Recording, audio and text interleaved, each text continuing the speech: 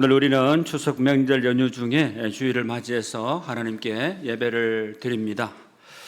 추석하면 우리나라 4대 명절, 대표적인 4대 명절 중에 하나인데 다른 말로 한가위 그리고 중추절이라고 얘기를 하기도 합니다.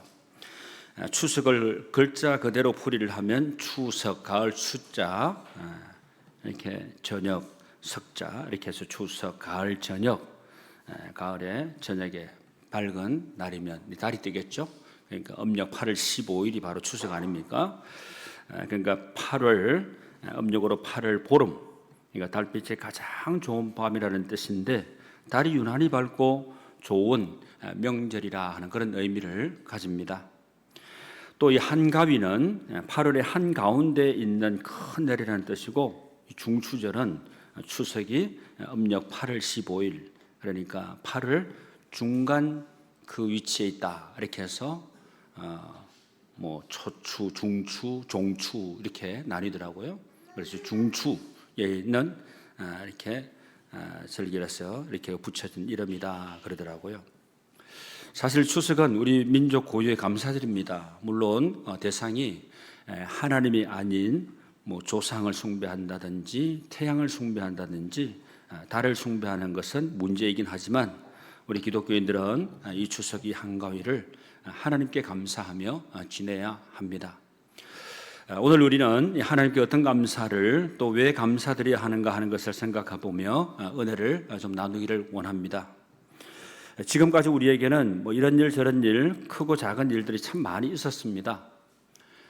그 중에는 원망하거나 불평할 만한 일들도 있었겠지만 그래도 우리는 모든 일들을 긍정의 눈으로 바라보면서 감사할 수 있어야 됩니다. 먼저 감사를 잃어버린 이 시대에 저나 여러분의 마음에 꼭 회복해야 할 것이 바로 이 긍정 마인드, 감사하는 마음입니다. 감사의 마음이라는 시가 있습니다. 이 김현성 시인이 쓴 시인데 오늘 전문을 다 제가 읽어 드리지는 않고 간단하게 제가 언급할 수 있는 부분만 좀 읽겠습니다. 감사하는 마음은 언제나 은혜의 불빛 앞에 있다. 그리고 마지막 제가 오늘 말씀에 좀 언급을 좀 하려고 하는 마지막 소절, 감사하는 마음, 그것은 곧 아는 마음이다. 내가 누구인가를 그리고 주인이 누구인가를 깊이 아는 마음이다. 그렇게 시기가 기록이 되어 있습니다. 내가 누구인지 그리고 나의 주인이 누구인가 하는 것을 분명히 알아야 된다는 거죠. 그런 의미에서 오늘 말씀의 본문 시편 136편은 감사의 모든 것을 말씀해 주고 있다 이렇게 말씀을 드릴 수 있습니다. 이 시는 감사가 무엇이고 또 어떻게 감사를 해야 되고 무엇을 감사해야 되고 또 왜 감사해야 되는가 하는 것을 분명하게 밝혀주고 있기 때문에 그렇습니다. 이 시편에는 상당히 많은 시가 감사시로 분류되고 있지만 136편의 이 시편은 감사시의 표준이다라고 얘기를 할 수 있습니다. 이 시의 내용 중에는 이스라엘의 고대 신앙 고백을 가지고 있습니다. 이스라엘 역사 가운데 최고의 신앙 고백이 바로 신명기 26장 5절에서 9절까지 말씀이라고 얘기할 수 있는데 여러분 신명기 26장 5절에서 9절까지 말씀을 제가 한번 읽어드릴 테니까 화면을 여러분 보십시오.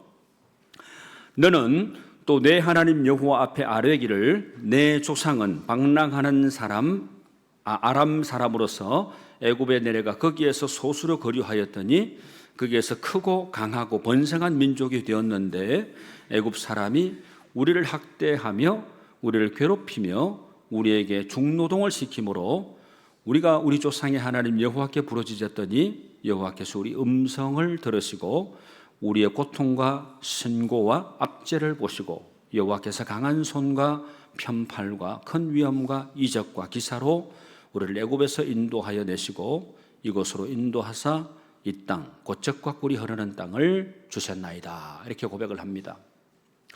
지금 시는 이 신명기의 신앙 고백을 그대로 이어받아서 이스라엘 사람이 대대로 무엇을 하나님께 고백해야 하는가 하는 것을 잘 알려주고 있습니다. 우리 기독교는 감사의 종교라 그럽니다. 실은 예배 자체가 모두 감사의 표현 아닙니까? 우리가 찬양을 드려도 그 감사의 그 마음이 그 찬양의 가사에 담겨서 하나님 앞에 찬양으로 드려지고, 그리고 기도를 할 때도 맨 처음에 기도 시작할 때 어떻게 합니까? 하나님 감사합니다부터 먼저 고백하죠. 왜요? 죄인된 나를 하나님 구속해 주셔서 내가 이 거룩한 자리에 와서 하나님을 예배할 수 있게 되었으니 참 감사합니다. 지난 한 주간의 삶을 제가 가만 돌이켜 생각해 보니 하나님 앞에 정말 부끄러운 그런 모습임을 고백할 수밖에 없는 삶을 살았음에도 불구하고 저를 이 예배 자리로 주님께서 불러주셔서 오늘 예배를 통하여 하나님 앞에 영광 돌릴 수 있게 해주시니 감사합니다. 이런 고백이 나오는 거죠. 그리고 여러분, 오늘날 이 시대는 하나님의 말씀을 얼마나 많이 들을 수 있는지 모릅니다. 유튜브 내가 선택해서 탁 눌러보면 내가 듣고 싶은 분 얼마든지 들을 수 있어요. 돈도 안 내. 다 들을 수 있죠. 그리고 신앙서적 같은 거 책 좋아하시는 분들은 신앙서적 이런 것들을 얼마든지 강해 설교나 이런 것들 다 볼 수 있어요. 그런데 여러분, 생생하게 살아 역사하고 이 신앙 공동체를 이룬 주님의 몸된 교회에서 우리가 함께 공동체를 이루고 예배 공동체 가운데서 내가 하나님 앞에 예배를 드리면서 살아있는 생생한 하나님의 말씀을 들을 수 있다는 것, 이거는 하나님의 은혜고 축복입니다. 여러분, 제가 정성열 목사가 지금 말을 하는 게 아니잖아요. 지난주 금요일 날 저에게 일침을 가하시는 목사님이 계셨어요. 그래서 제가 정신이 바짝 들면서, 물론 제가 몰랐던 바는 아니지만 목사님이 아주 강력하게 말씀을 하시는데, 금요일 날 제가 한 3군데를 저녁에 신방을 했거든요. 그런데 목사님이 아무리 어렵고 힘들어도 목회자는 어렵다는 그걸 표현하면 안 되고 항상 희망을 줘야 되고 소망 가운데 우리 성도님들이 힘을 얻고 살아갈 수 있도록 그렇게 말씀을 전해야 된다 이렇게 하시면서, 이미 원론적으로 제가 알고 있었지만 저도 모르게 지금 상황을 얘기할 때는 이 지금 어렵고 힘든 때를 언급을 할 때가 있을 수 있겠잖아요. 그것 자체도 하지 않고 넘어서서 우리가 희망을 바라보면서 힘있게 하나님 소망의 말씀을 던져야 된다, 이런 얘기를 들으면서 참 저는 귀한 가르침을 받을 수 있는 목사님이 우리 교회에 계셔서 너무 감사하다, 이런 고백을 하게 되었고, 그리고 그 자리에서 바로 여러분들 신앙생활 하는 데 있어서 가장 중요한 목회 사역 가운데 하나님이 이 목사님을 통해서 이런 사역을 좀 도와주시면 좋겠습니다 하는 마음이 바로 딱 나오는 거예요. 그래서 제가 그 자리에서 제가 목사님 이런 앞으로 사역을 계획을 하게 되면 목사님 좀 협력을 해 주시면 좋겠습니다 하고 말씀을 드렸습니다. 여러분, 우리가 이곳에 나와서 하나님을 예배하고 말씀을 듣는 것, 이건 하나님의 은혜고 축복이고요. 여러분, 우리가 세상 가운데서 얼마나 어렵고 힘들게 살았을지라도 이곳에 나와서 모든 것이 회복이 되고 새 힘을 얻고 우리가 승리할 수 있는 인생으로 세워지는 그런 가장 귀한 시간이 바로 이 예배 이 한 시간이라고 생각을 합니다. 이 시간 주님께서 여러분들 만나주시고 힘든 말씀으로 다시 여러분들을 강하게 세워주실 때 믿음의 용사로, 기도의 사람들로, 말씀 능력의 그 체험을 하는 그런 믿음의 성도님들로 세워질 수 있는 은혜가 임할 수 있게 되기를 축복합니다. 여러분, 지금 시인은 바로 신명기의 그 신앙 고백을 그대로 이어받아서 이스라엘 사람이 대대로 무엇을 하나님께 고백해야 될 것인가 하는 것을 알려주고 있습니다. 우리 기독교는 바로 감사의 종교라 그랬죠. 그러니까 모든 삶이 목사님도 그런 얘기를 하셨어요.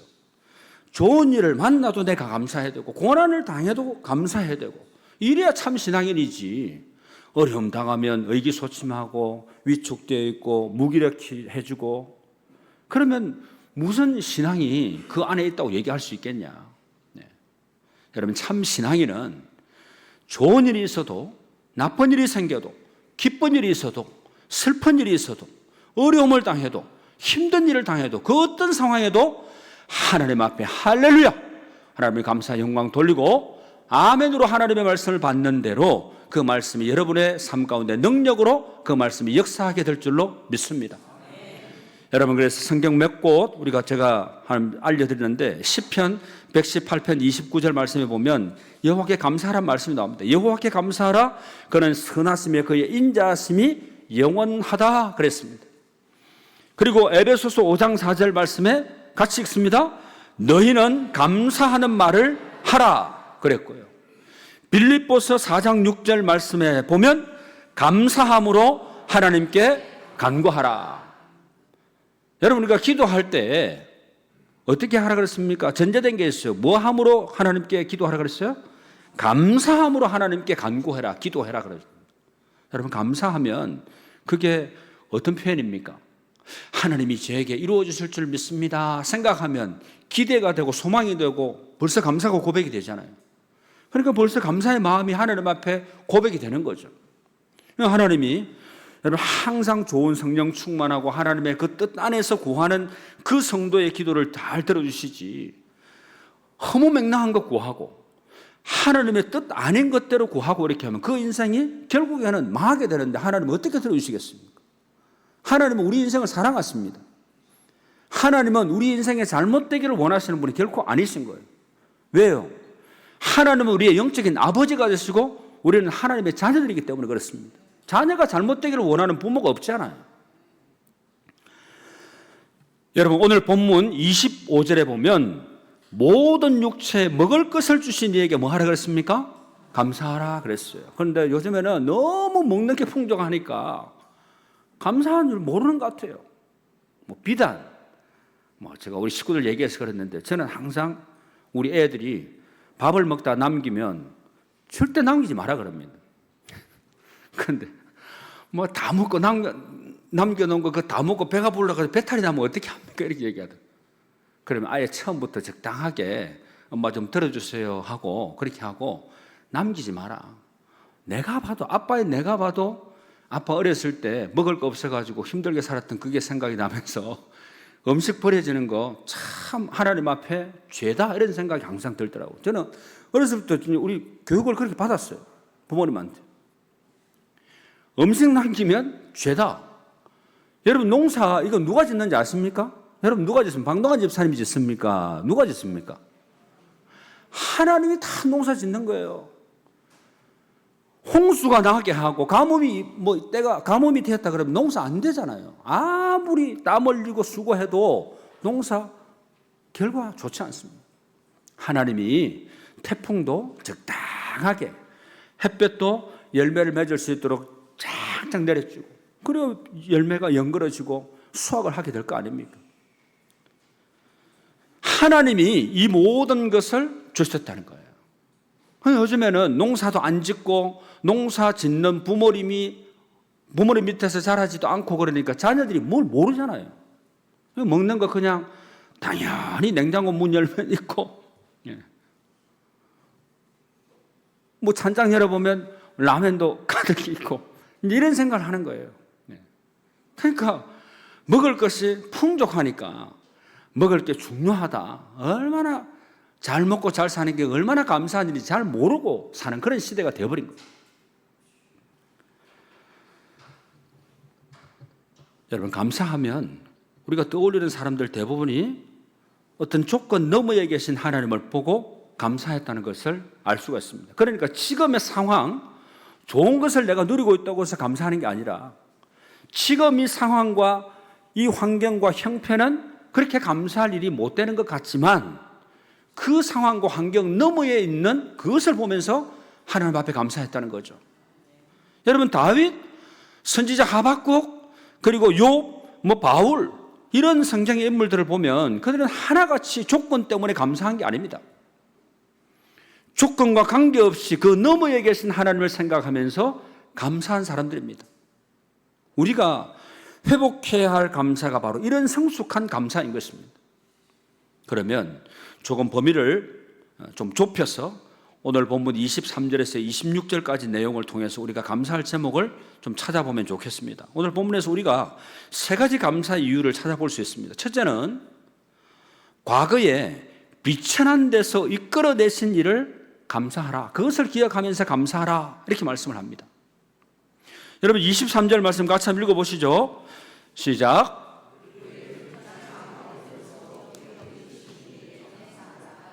그 인자하심이 영원함이로다. 아멘. 이 말씀에서 비천한 가운데 하는 이 문자적인 의미는 신분이 낮고 천한 가운데 하는 뜻입니다. 그렇다면 이 신분이 낮고 천한 때는 이스라엘 역사에서 언제를 말할까요? 신은 오늘 본문 앞부분에서 이미 출애굽 이야기를 다 했습니다. 그러니까 지금 오늘 본문에서 이 신분이 낮고 천한 때는 출애굽을 얘기하는 건 아니에요. 출애굽 얘기는 이미 앞에서 다 했어요.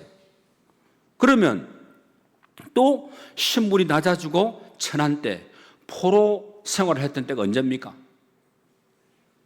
북이스라엘과 남유다 이 나누어졌을 때 북이스라엘이 망했고 남유다가 멸망을 하잖아요. 바로 이때를 얘기하는 겁니다. 그러니까 이 비천한 때는 애굽에서 종사를 했던 때가 아니다. 그리고 여기서 신분이 낮고 천한 때는 주전 586년 이스라엘 남유다가 바벨론에 의해서 멸망을 하고 유다 백성들, 특히 왕족들이나 귀족층, 엘리트 계층의 사람들이 바벨론에 포로로 끌려가서 포로 생활을 했을 때를 말하는 것입니다. 그들에게는 아무런 희망이 없었습니다. 그런 그들을 하나님은 약속하신 대로 포로 생활 70년 만에 그들을 본국 고토로 귀환시켜 주셨습니다. 바로 그 사건을 말씀하고 있는 겁니다.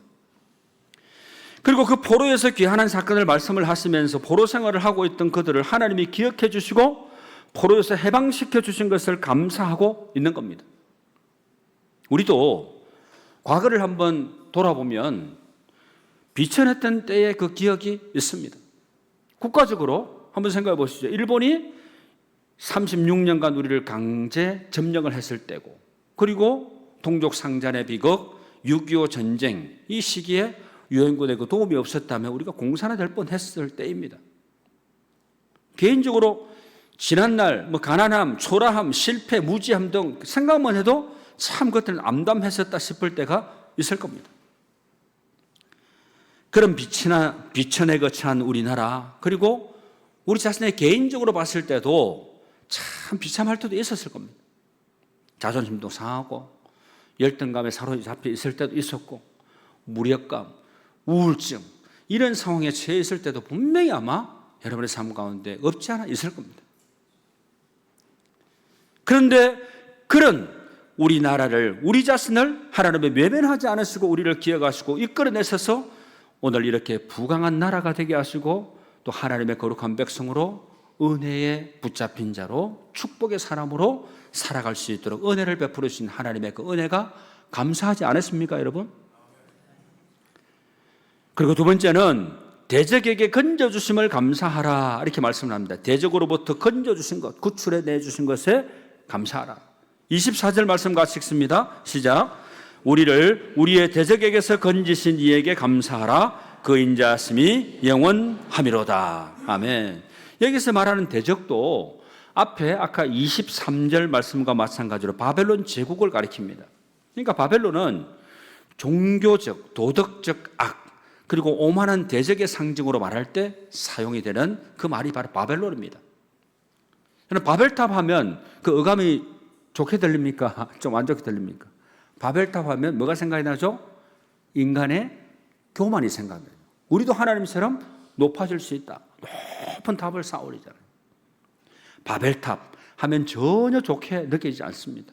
그리고 바벨론 제국 해도 역시 그런 느낌입니다. 그러니까 하나님과 반대의 그 죄, 사망의 권세를 말할 때 바벨론의 개념이 사용되었습니다. 거기에서 하나님이 구원해 주셨다는 거죠. 영적으로 말하면 죄와 사망에서 허덕이는 우리들을 하나님이 예수 그리스도의 그 보혈의 피로 우리를 거기에서 구원해 주셔서 생명의 나라로 하나님의 자녀로 만들어 주셨다는 것입니다. 할렐루야. 여러분 얼마나 감사한 일입니까? 여러분 그것을 시인이 찬양하고 있는 겁니다. 사실 모든 성도가 감사해야 될 첫 번째 조건은 내가 하나님의 거룩한 백성 자녀가 되었다, 크리스찬이 되었다, 기독교인이 되었다, 신앙인이 되었다 하는 겁니다. 이게 첫 번째 감사의 조건입니다. 하나님이 나 같은 죄인을 구원해 주셨다는 거죠. 그리고 세 번째는 일용할 양식을 주심에 감사하라 그럽니다. 여러분 25절 말씀 같이 읽습니다. 모든 육체에게 먹을 것을 주신 이에게 감사하라. 그 인자하심이 영원함이로다. 아멘. 여기서 모든 육체는 인간을 포함한 세상 모든 피조물들을 다 가리키는 겁니다. 인간만 얘기하는 거 아닙니다. 그러니까 모든 피조물에게 합당한 음식을 주신 하나님께 감사하라 하는 말입니다. 예수님은 제자들에게 기도를 가르치실 때 어떤 기도를 가르치셨죠? 주님의 기도, 주기도, 그걸 가르쳐 주셨죠. 너희들이 이렇게 기도하라 그러면서, 그 바로 마태복음 6장에 나오는 주기도문 아닙니까? 오늘 우리에게 일용할 양식을 주시옵고, 그렇게 가르쳐 주셨습니다. 우리도 주기도문으로 기도할 때마다 그 기도를 합니다. 그런 결과 우리는 얼마나 풍성한 양식을 먹으면서 살고 있습니까? 저와 여러분도 풍요로운 삶을 살고 있습니다. 식사 때마다 감사 기도하면서 식사하시겠지만 우리의 중심으로부터 일용할 양식을 주신 하나님께 감사하는 저와 여러분이 될 수 있기를 바랍니다. 그냥 자동적으로 주어진 거 아니죠. 하나님의 은혜와 복으로 우리가 누리고 살아가게 되는 것입니다. 독일의 어느 병원에서 이 혀에 암이 생긴 암 그 명칭을 뭐라 그럽니까? 설암이라고 그러죠. 설암. 설암으로 절제 수술을 받게 된 청년이 하나 있었습니다. 이 청년이 수술실로 들어갑니다. 그때 수술을 할 의사가 이렇게 말을 합니다. 이제 절제 수술을 받으면 다시는 말할 수가 없으니 마지막으로 하고 싶은 말이 있으면 한번 해봐라 그랬습니다. 이 청년이 그 순간 하고 싶은 말이 얼마나 많았겠습니까? 청년이 한참 망설이다가 이렇게 말을 합니다. 주님 감사합니다. 그리고 여러분 감사합니다. 하나님 앞에 먼저 감사를 고백하고 그 다음에 곁에 있는 그 사람들에게 감사를 표현했다는 겁니다. 여러분, 이것이 진정 감사합니다. 뭐 다른 거 구체적으로 무슨 이것저것 막 많이 얘기하면서 그거 감사합니다. 뭐 구체적으로 우리가 표현할 때도 있죠. 그런데 우리가 많은 말이 필요하지 않을 때 주님 감사합니다. 그리고 곁에 있는 우리 성도님 감사합니다. 여러분, 이런 감사의 마음을 가지고 살아가는 사람이라면 이 세상에 거칠 것이 없을 겁니다. 그래서 성경은 너희는 감사하는 자가 되라 그랬습니다. 말씀을 정리하고 맺죠. 사랑하는 성도 여러분, 우리에게 향하신 주 예수 그리스도의 인자하심이 어제 그리고 오늘 영원토록 우리에게 함께 하시기 때문에 우리는 그 인자하심에 감사할 수 있는 것입니다. 바로 예수 그리스도 안에서 한결같이 우리를 사랑하시는 하나님은 하늘의 하나님이십니다. 우리를 한결같이 사랑하시는 하나님은 영원하신 하나님이십니다. 우리를 변함없이 사랑하신 하나님은 하늘의 하나님이십니다. 우리의 감사는 종교적인 감사를 뛰어넘어야 됩니다. 우리의 감사는 예수 그리스도께서 우리를 비천한 데서 건지신 것에 대한 감사인 것입니다. 우리의 감사는 우리를 우리의 대적에게서 건지신 것에 대한 감사입니다. 우리의 감사는 우리에게 일용할 양식을 주신 것에 대한 감사입니다. 우리에게는 이보다 더 많은 감사가 있을 겁니다. 우리의 삶의 감사의 향연이 계속될 수 있게 되기를 축복합니다. 그리고 예수 그리스도 안에서 누리는 모든 것에 대한 감사가 더욱 풍성해질 수 있게 되기를 주님의 이름으로 축원합니다. 기도드리겠습니다. 하나님 아버지, 우리에게 은혜를 베풀어 주시옵소서. 주님을 바라보니 우리를 돌봐주시고 악한 환경으로부터, 악한 자녀로부터 건져 주시옵소서. 우리에게 필요한 양식을 풍성하게 공급하여 주시고 부족하지 않도록, 궁핍하지 않도록 넉넉히 채워주시는 하나님의 은혜에 늘 감사하게 하여 주시옵소서. 하나님의 선하심과 인자하심을 우리의 삶으로 나타내어 하나님께서 심어주신 삶의 자리가 새로워지게 하여 주시옵소서. 예수님의 이름으로 기도하옵나이다. 아멘.